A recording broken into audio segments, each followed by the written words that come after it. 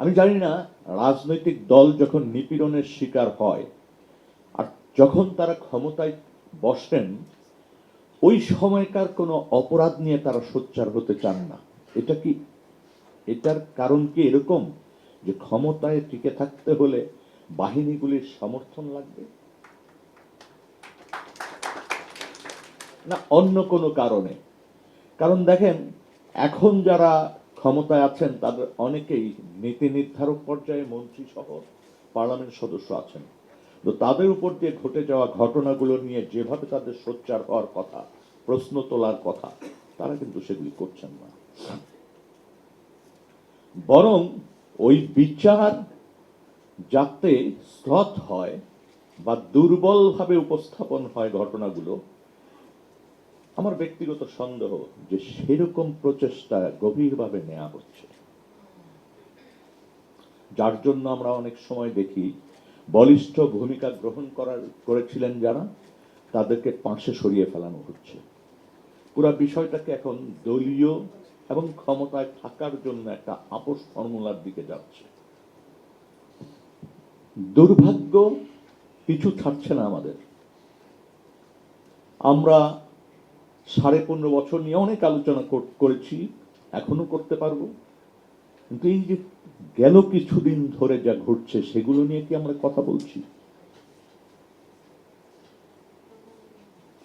আমি জানি না এখানে অনেক বিশিষ্ট লয়াররা রয়েছেন যারা প্রতিদিন আদালতে যান।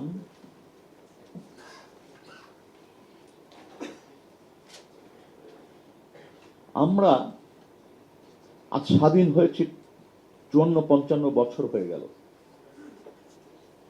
আমাদের বিভাজনগুলি, বিভেদগুলি কি আমরা সরিয়ে রাখতে পেরেছি, নাকি ওইটাকে আরো চাঙ্গা করে কিভাবে শুধুমাত্র ক্ষমতায় থাকার জন্য ফায়দা মানে সুবিধা নেওয়া যায় সেই কাজটি করছি? এটি একটু চিন্তা করার আজকে মনে হয় সময় এসছে। আমরা বিগত কয়েকটা যুগ পার করে এসেছি শুধুমাত্র স্বাধীনতা চেতনা, মূল স্বাধীনতার স্পিরিট থেকে বাইরে যেয়ে দলীয়ভাবে বিবেচনা করে যে চেতনা আমরা তৈরি করেছিলাম সেটা দিয়ে বিভাজন করেছি এবং কথায় কথায় মানুষকে হত্যা করেছি, নিপীড়ন করেছি, নির্যাতন করেছি, অনেক ঘটনা আমরা ঘটিয়ে ফেলেছি। এখন আবার ফ্যাসিস্টের দোসর, আওয়ামী লীগের দোসর বা এই ধরনের স্বাধীনতার মানে অনেক বিষয় নিয়ে একই কাজ কিন্তু আমরা করছি।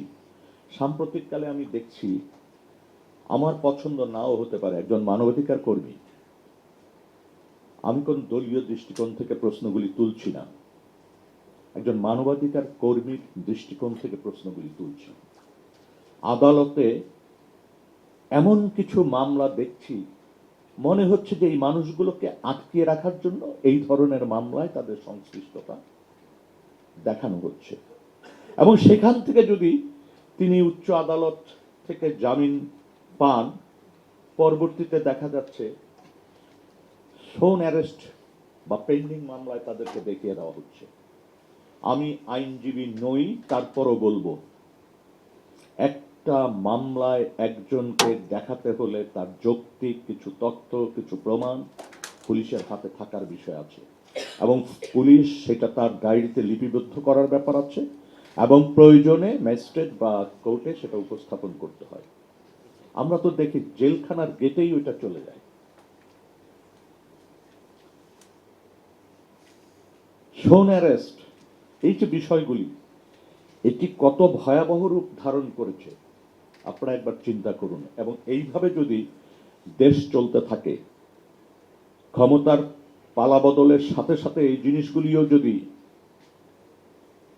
হতে থাকে, তাহলে আমরা কোথায় যাব?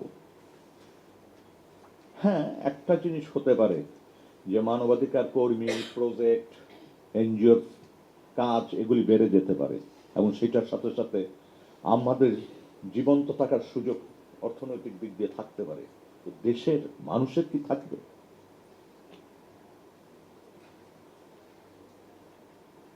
দেখেন, আমরা এত লড়াই সংগ্রাম করলাম, 5ই আগস্টের পর বললাম, কমিশন করলাম, যার গুম হবে না, গুম করতে দেওয়া হবে না, গুম শব্দই থাকবে না। দেখেন তো 2 মাস আগে, আজ থেকে 2 মাসের কিছু উপরে, 2-4 দিন বেশি হতে পারে, মোংলা নামক একটা জায়গা আছে বাগেরহাটে,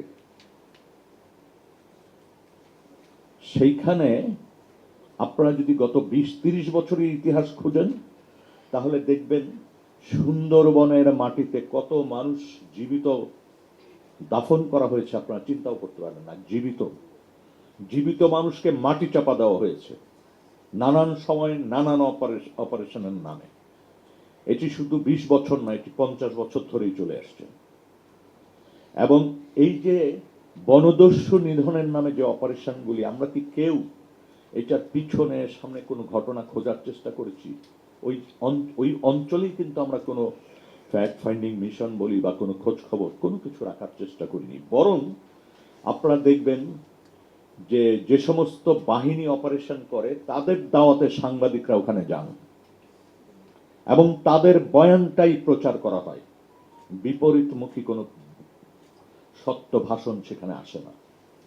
আজ থেকে 2 মাসের কিছু বেশি সময় আগে একটা তরতাজা যুবককে একটা চায়ের দোকান থেকে উঠিয়ে নেওয়া হয়। এই উঠিয়ে নেওয়ার কাজটা করছিল কোস্ট গার্ড এবং তার সাথে মোটরসাইকেল ছিল, মোটরসাইকেল দোকানেই ছিল, তাকে উঠিয়ে নেওয়া হয় এবং পরবর্তীতে 2 দিন পরে এসে মোটরসাইকেল নিয়ে যায় এবং তাকে উঠিয়ে নেওয়ার সময় পল্টুনে নেয়, পল্টুন থেকে তাকে স্পিড বোর্ডে উঠানো হয় এবং তারপর মোংলায় যে ক্যাম্প কোস্ট গার্ডের সেখানে নিয়ে যাওয়া হয়। এইটা তার পরিবার শুধু না, ওই চায়ের দোকানি থেকে শুরু করে গ্রামবাসীর অনেকেই দেখেছেন এবং সবাই এই কথাটি কিন্তু সাংবাদিকদের বলেছেন। 2-1টা সংবাদ মাধ্যমে খবরটি এসছে, অন্যগুলোতে ঘটনা চেপে যাওয়া হয়েছে। আপনারা জানেন যে স্থানীয় প্রশাসন, আমি জানি না কি কারণে এই জায়গা বাধাগ্রস্ত হলেন। আমার আশঙ্কার কথা আমি বলেছি ইতিমধ্যে, তবে এটি শেষ করা জরুরি, শেষ করতে হবে। এই দাবিটি এখন আমাদের মানবাধিকার কর্মীদের জায়গা থেকে একটা বড় কাজ হতে পারে। আরেকটি বিষয় হচ্ছে, আজকে যে মানবাধিকার লঙ্ঘনের ঘটনাগুলি ঘটছে সেই জায়গাটিতে আমাদের সোচ্চার হতে হবে। এখানে দলীয় বিবেচনা করা যাবে না, আমি কোন বিশ্বাসে বিশ্বাসী সেটা দরকার নেই। আমাদেরকে প্রথম দিন থেকেই সচেতন থাকতে হবে, দৃঢ়তার সাথে কথা বলতে হবে। যদি এইটা বলতে ব্যর্থ হই তাহলে সাবেক ফ্যাসিস্টের চেয়ে বড় ফ্যাসিস্ট আমরা তৈরি হই, নিজেরাই হয়ে যাব।